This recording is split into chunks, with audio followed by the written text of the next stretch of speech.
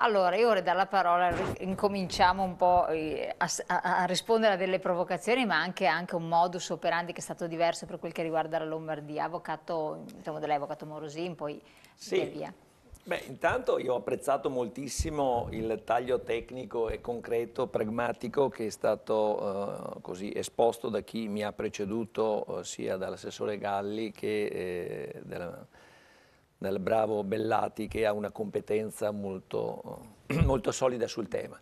Farei una nota, siccome siamo nel mezzo del cammin di questo percorso che non pare proprio privo di accidenti, una Ma nota di dovremmo anzi natura essere vicini politica. all'arrivo, non tanto al mezzo del Sì, cammino, ma dovremmo è una esserci nota alla... politica perché non è, è bene non dimenticare come si è arrivati. Brevissimamente, questo referendum per l'autonomia non era nel programma politico di nessuna delle forze che governano la regione e men che meno dello Stato. Questo è il punto pacifico. L'abbiamo attivato noi, mi consenta, un movimento che non è nelle istituzioni, Indipendenza Veneta, con un progetto di referendum sull'indipendenza. Il diritto, un referendum consultivo sul tema indipendenza, in esercizio del diritto di autodeterminazione, come stanno facendo i catalani in qualche modo, anche se loro sono più avanti.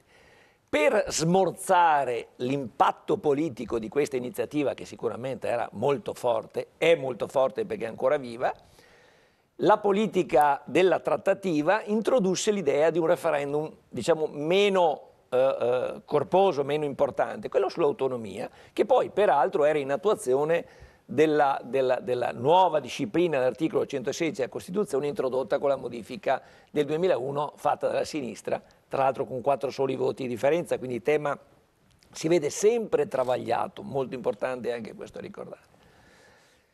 Quindi è stato un ripiego. Quelli che sono i paladini oggi, anche a voce molto stentorea, dell'autonomia, in realtà non l'hanno mai avuto come progetto. Questo lo dico perché non vorrei che ci fossero cedimenti nella fase delicata che è delle trattative. Il paradosso è che abbiamo adesso in Regione Veneto, come in Lombardia, un governo a trazione Lega. In Parlamento un governo comunque dove la Lega ha un ruolo decisivo e un ministro competente che è la Erika Stefani, che tra l'altro si è messa di impegno ma dimostra quanto sia difficile il suo compito in base a quello che ha detto, che è della Lega. Quindi teoricamente... Cioè la situazione è migliore in assoluto? Migliore in assoluto. Meglio di così non si Ecco, potrebbe allora dire. qui conta anche l'aspetto procedurale. L'aspetto procedurale. Anzi, sentendo la ministra, io ho ascoltato Sì, più prego. interviste, interventi direttamente che lei ha fatto in sede parlamentare, è tutto procedurale. Esatto. Lei ha detto adesso è tutto procedurale. Ma il paradosso e vuol dire che è una cosa dura allora. Che ecco perché dicevo che l'aspetto politico, da dove veniamo, chi conduce questa battaglia e qual è l'obiettivo finale, è estremamente complicato. Tra l'altro ne parla uno che non crede nell'autonomia perché penso che lo Stato, non gli attori della trattativa, non la vogliano. Questo è pacifico, do per scontato che siano in buona fede, altrimenti sarebbe veramente da carcerarli. Quindi do per scontato che siano attori animati da intenti seri. Però è lo Stato che non è nelle condizioni di rinunciare a un suo ruolo di governo delle materie che sono indicate nel titolo quinto. Allora entra anche il discorso del personale, trasferimenti anche di personale, risorse, quindi personale, e non a caso Bellati con la sua competenza tecnica ha toccato il punto dolente. Breve parentesi, sempre in nota politica, il buon Renzi, tra virgolette buono, nel tentativo di riforma costituzionale che abbiamo votato il 4 dicembre 2016 aveva cercato addirittura quasi di abolire le regioni, proprio consapevole, anche là non a caso, di quello che è il rischio per loro dell'avvio di un processo di responsabilizzazione, lo chiamo io, perché l'autonomia se non è legata alla responsabilità non va da nessuna parte. Ciò detto sul piano politico, i tempi, consideriamo per esempio proceduralmente. Intanto si è avviato un primo meccanismo ancora nel 2014 col famoso comma della Rubinato che dava i tempi al governo di risposta alle proposte regionali 60 giorni, il famoso emendamento mi pare. Arriviamo al giorno d'oggi perché sennò non ci seguono più. Proceduralmente non c'è nessuna regola. Siamo in campo aperto. Ma infatti sono procedure da scoprire, testuali parole del Ecco perché è ministro. ancora più importante la qualità degli attori politici che hanno in mano la quindi le richieste di funzioni di cui parlava ha perfettamente ragione Stefano Galli quando dice sta cosa qua. In fondo la Costituzione ci dà pochi elementi utili ci dice proceduralmente che l'intesa tra lo Stato e la singola regione deve tradursi in un progetto di legge, anzi in un disegno di legge, si presume che sia quindi del governo, si chiama disegno di legge, che deve essere approvato a maggioranza assoluta dei componenti. Quante volte l'abbiamo detto, mi ricordo anche in questo studio con il professor Bertolissi, attenzione, maggioranza dei componenti. Ecco perché anche la scelta della legge delega, facciamo un'altra nota tecnica, è alquanto dubbia, perché qualcuno dice che quel percorso, che è l'unico aspetto procedurale regolato, è una fonte rafforzata. E se tu fai la legge delega, probabilmente svia questa fonte rafforzata. E ovviamente l'opposizione, qui ho... Ma si diceva di bypassare la legge delega perché tanto con tutte le richieste che ci sono... Esatto, ma vede che andiamo da una scelta all'altra, quindi c'è un divagare, questo mi preoccupa molto. Un'ultima nota, poi entriamo nel dettaglio, i tempi. Noi siamo partiti, abbiamo votato il 22 ottobre, sto parlando del Veneto, ma anche il 22 ottobre 2017, il 15 di novembre 2017 la Regione Veneto ha approvato il progetto di legge statale, no, che tra l'altro è curioso perché aumentava di 10 articoli quello che era quello precedentemente organizzato dalla Giunta, che prevedeva i 9 decimi, per questo lo cito, poi scomparsi invece nel progetto di legge statale del 15 novembre. Poi siamo arrivati abbastanza frettolosamente alla preintesa del 27 febbraio di quest'anno, perché c'erano le elezioni, Dal 27 febbraio ad oggi fermi, siamo rimasti fermi. C'è un impegno dichiarato, ma secondo me c'è anche la possibilità, c'era la possibilità di fare più in fretta, ma vedremo una cosa alla volta. I tempi e le forze politiche che si giocano la partita sono molto molto importanti. Io dico che non arriveremo a nulla, perché ripeto, lo Stato non è nelle condizioni di fare queste concessioni che per loro ritengono siano concessioni, e quindi per me c'è il piano B da fare, tant'è vero, nota politica, e dopo veramente concluso, piano B. In Regione Veneto giace dall'inizio della legislatura 2015 un progetto di legge per un altro referendum sull'indipendenza.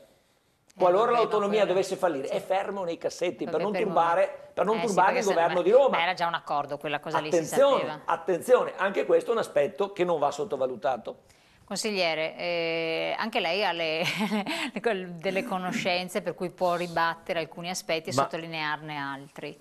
Ma io mi allaccio un po' a chi mi ha preceduto sostanzialmente, insomma, nelle cose, per non ripetere. Anch'io do atto, diciamo, della correttezza tecnica e anche della chiarezza, insomma, pur essendo una questione complicata, di come è stata posta la vicenda autonomia e in cosa consisterebbe. Però è passato un anno e in questo anno non è successo nulla, diciamo, di insignificante. Non è che si è proceduto lungo diciamo, un binario prefissato, eccetera. Le cose erano partite a tambur battente dopo il referendum, indubbiamente si erano costituite le delegazioni trattanti che avevano portato a quella preintesa, diciamo, no, con il governo Gentiloni su 4 materie. Dopodiché si sono cambiate delle cose. Ma perché si sono cambiate delle cose? In mezzo ci sono state le elezioni politiche. Infatti lo dice, c'è stato il troncone delle elezioni. Ci sono state le elezioni politiche. Cioè, lì c'è stato uno stravolgimento. C'è una situazione politica, diciamo, di comunanza, diciamo, di appartenenza partitica, eccetera, che dovrebbe in qualche modo rassicurare l'approdo finale dell'autonomia, no? Dovrebbe dire, vabbè, è solo questione di tempo, vediamo come. In realtà le cose è proprio per questo che secondo me si stanno complicando. Intanto perché scoperto il giochino, cosa è successo? È successo che diciamo, le altre regioni hanno capito che bastava chiederla l'autonomia. E quindi perché non chiederla? Tant'è che sono 10. Da un punto di vista, diciamo, è stata molto onesta la ministra Albo quando ha discusso con Zaia, per fare un po' il punto, è stata molto onesta e ha aperto il suo primo intervento è una materia non semplice né scontata, l'approdo.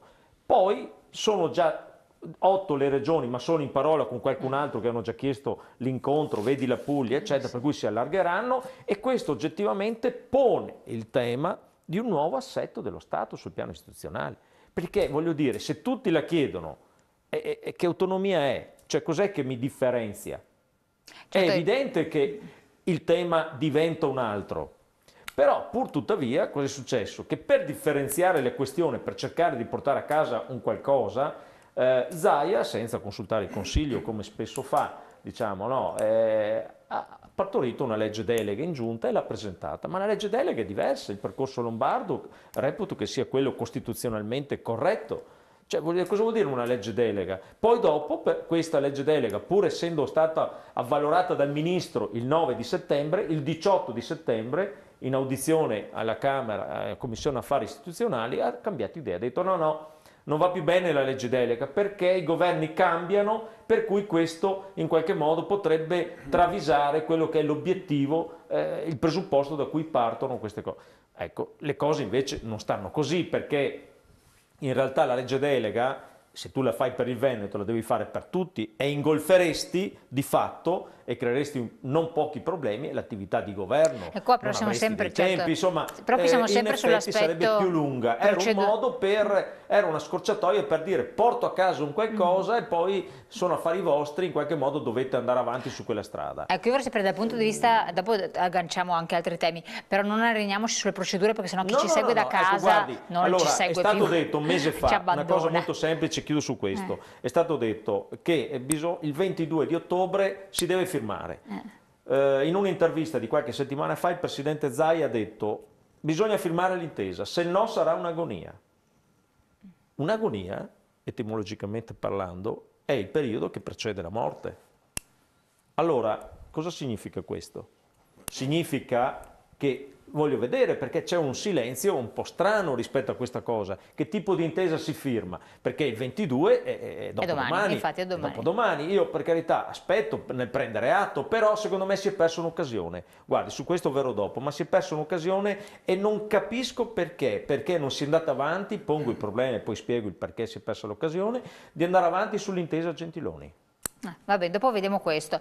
Lazzarin, allora, non è il massimo esperto, però rappresenta la Lega, quindi comunque già dentro certe cose. In qualità di Io mi descrivo si è sindaco, persa l'occasione, perché dopo la riprendiamo. Assolutamente, no, ma io colgo un attimino spunto, ho ascoltato davvero con piacere gli interventi e sono stati utili anche per capire diversi punti di vista, ma dico sempre, prima da cittadino che da primo cittadino, io ricordo bene quando dopo una serata di promozione del referendum dello scorso ottobre, quindi del 2017, dei miei concittadini sono stato, addirittura c'era il professor Bertolissi che interveniva quella sera, dei miei cittadini sono stati in appuntamento da me e mi dicono: ma sindaco, ma spiegami bene cosa vuol dire questa autonomia. Tra l'altro venivamo dal comune di Arzargrande, era molto attivo, e lo saprà bene Morosin dal punto di vista nel marzo 2014, propedeutico ovviamente al primo referendum, plebiscito insomma, dell'indipendenza, e l'ho spiegato con parole molto chiare che vorrei che appunto anche i nostri, come dicevi tu Elena poc'anzi, capissero bene. Ho detto: l'Italia è una grande famiglia e c'è questo papà con 20 figli, no? 20 figli che ce ne sono 3 o 4 che sono in gamba e amministrano bene la loro paghetta. Ecco che è giusto che questi figli reclamino, siano dei buoni investitori, gestiscano, e adesso mi allaccio anche all'intervento dell'assessore, amministrano bene le loro finanze, le loro economie, i loro servizi.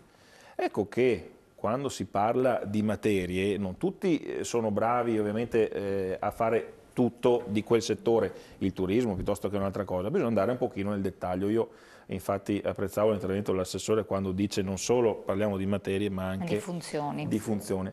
Ecco che in quel caso lì, ovviamente dopo tutti gli altri dicono beh basta chiederlo non devi saperlo fare. Esatto, bisogna saperlo fare. Bisogna saperlo fare. Altrimenti sono disastri, attenzione. Assolutamente sì, però insomma, prima devono dimostrarlo, ovviamente tornando all'esempio che facevo, insomma, una sorta di parodia, l'esempio dei figli che sono in grado di gestire bene le loro economie. Ecco che a quelli, su richiesta, viene concesso dopo un'attenta analisi.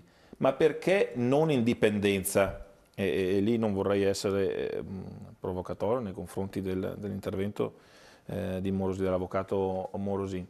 Perché uno dice voglio togliermi, non voglio più avere a che fare con questa famiglia, papà, allora io voglio rendermi autonomo, voglio stare in famiglia ma voglio rendermi autonomo perché io ti ho dimostrato di essere bravo a fare questo, questo e quello. Ecco che poi per ottenere una sorta di certa indipendenza, quindi un distacco, prima devo dimostrare effettivamente cosa so fare.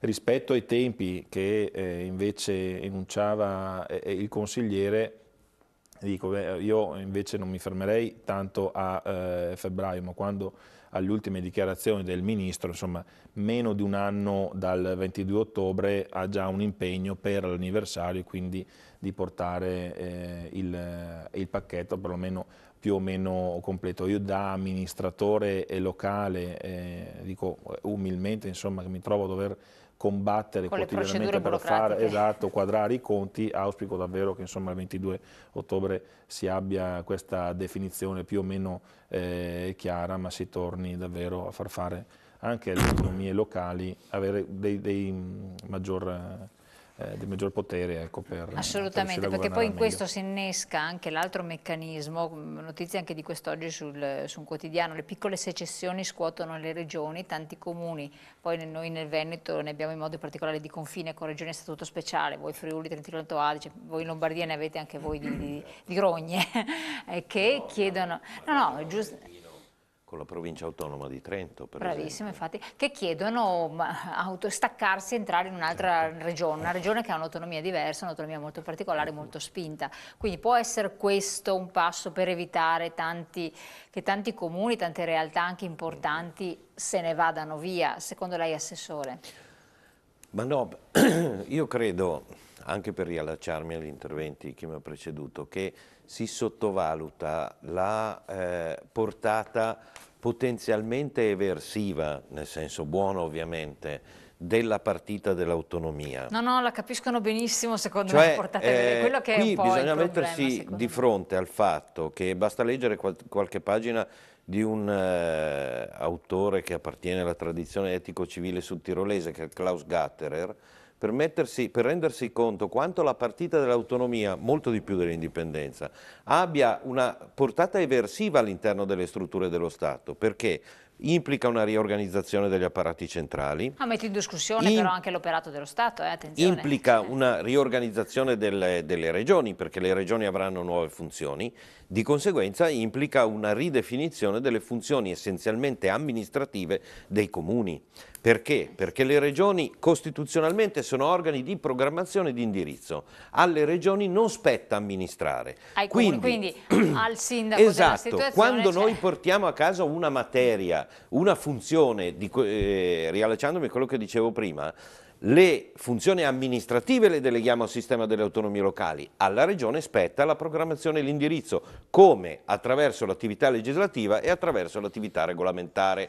Tant'è vero che quando io vengo convocato da ANCI Lombardia e mi dicono abbiamo bisogno di una riforma del sistema delle autonomie locali lombarde, dico aspettate che chiudiamo la trattativa con il governo, dopo la faccio la riforma del sistema delle autonomie locali, perché cambierà la fisionomia dei comuni lombardi dopo l'autonomia, perché avranno più funzioni e ovviamente le risorse per gestirle dal punto di vista amministrativo. È una rivoluzione dal punto di vista istituzionale che coinvolge lo Stato, coinvolge le regioni, coinvolge il sistema delle autonomie locali. Non solo, ma intercetta, e è qui il tema di fondo, intercetta anche la qualità della democrazia praticata, perché se investo i comuni di maggiori funzioni amministrative vuol dire che potenzio e valorizzo quella che tecnicamente si chiama la democrazia di prossimità. Quindi secondo me c'è una sottovalutazione della portata complessiva del disegno autonomia ex articolo 116 terzo comma. Ma anche, tra l'altro, ma anche il patto di stabilità in qualche modo va anche là rivisto? Beh, certo, sicuramente. Quindi ci stiamo toccando. Sicuramente, per cui intercetta. Io capisco che sia un processo lento, macchinoso. Non sono d'accordo con chi ha detto non è stato fatto niente né in Veneto né in Lombardia da un anno a questa parte, perché non è assolutamente vero, perché da febbraio non è assolutamente vero per quanto riguarda, io posso parlare per l'esperienza mia, che sono assessore dalla fine di marzo, e non è assolutamente vero che non abbiamo fatto niente. Dopo 10 giorni siamo andati in aula con un ordine del giorno in cui io chiedevo un comitato interdirezionale perché ogni assessorato volevo che mi indicasse un tecnico per definire le funzioni, perché io quelle volevo. Le funzioni hanno accelerato la trattativa, tant'è vero che abbiamo aperto i tavoli alla fine di giugno, siamo arrivati adesso e sono aperti tutti i tavoli dove abbiamo negoziato le funzioni, perché il segreto di dividere ogni competenza in funzioni serviva proprio innanzitutto per intercettare quelle che tecnicamente si chiamano competenze trasversali. Faccio un esempio. La formazione dei volontari della protezione civile è in parte protezione civile e in parte assessorato alla formazione, è trasversale su queste due competenze e allora intercettando quella funzione vado a toccare due ministeri differenti. Quindi scomporre ogni competenza in funzioni, come dicevo nel precedente intervento, è servito per rendere rapida la trattativa, perché di fronte o me la riconosci o non me la riconosci la formazione dei volontari della protezione civile, perché dentro bisogna prendere a modello come ha usato l'autonomia la provincia autonoma di Trento. La provincia autonoma di Trento gestisce l'università di Trento è gestita dalla provincia. Cosa ha fatto la provincia autonoma di Trento? Ha chiesto funzioni progressivamente nel tempo, a un certo punto ha tirato una riga e ha detto l'università è gestita dalla provincia, perché aveva chiesto tutte le funzioni connesse alla gestione dell'università. Questo è il segreto della trattativa, perché altrimenti le altre 4 volte, 2004 Toscana, 2006 Piemonte, 2007 Veneto e Lombardia, 2008 nuovamente Piemonte, sono 5 regioni che per 4 volte hanno cercato di percorrere la strada del 116, sono andate a sbattere, ma certo, perché se uno chiede la materia non ha senso oggi come oggi, perché le funzioni sono così complesse dal punto di vista istituzionale che bisogna frammentarle e scomporle. Questo è stata voglio dire, il metodo che ha reso rapida la trattativa, perché se abbiamo aperto i tavoli alla fine di giugno e li chiudiamo adesso su tutte e 23 le materie, vuol dire che alla fine è stata rapida. Assolutamente. Un'altra parentesi, scusi, Sì, poi la farò dopo, sì, sul tema del residuo del mio amico Gianangelo. No, gliela faccio fare, abbiamo una pubblicità che incombe, assolutamente. Sarebbe da fare a questo punto benchmarking tra chi ha avuto un certo tipo di intuizione oppure no, magari qui non c'è stato in Veneto, non lo so, chiedo a voi. Andiamo rapidissimo in pubblicità, poi torniamo su questo argomento.